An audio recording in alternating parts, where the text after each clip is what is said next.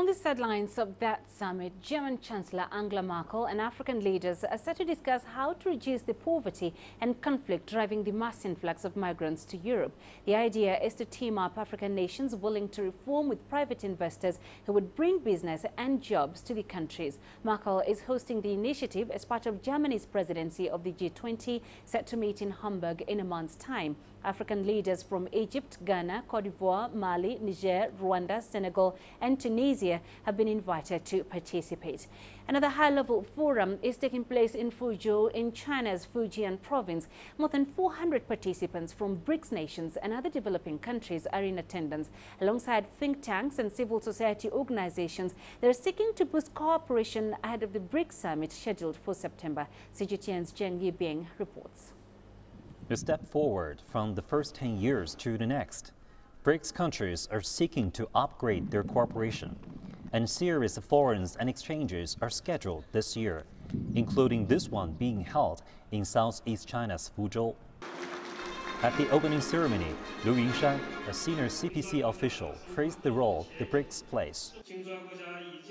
BRICS countries have become an important platform for the cooperation between emerging economies and developing countries, and have become a force in pushing forward world economic growth, maximizing governance structures, and promoting the democratization of international relations.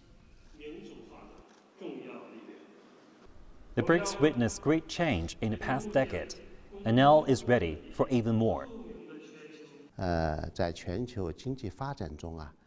The BRICS objective now is to seek a new momentum for development and let new emerging economies have more say in economic development, and the BRICS will have more functions.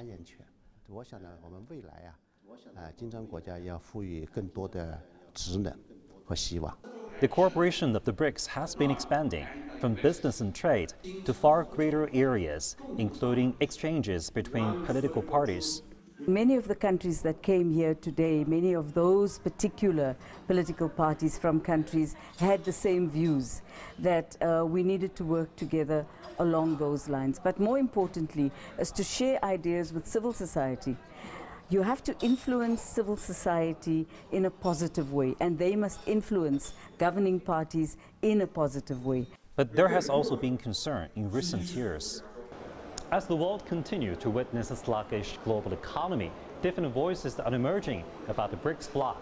But a representative from the member nations believe things will soon change, holding the belief of optimism. I believe BRICS are the solution to this crisis. I believe every single country inside BRICS is going through a difficult time. Now, the BRICS is contributing more than 50% of the world's GDP growth. Many participants from other developing countries expressed their recognition of the BRICS, and some want to join if conditions permit.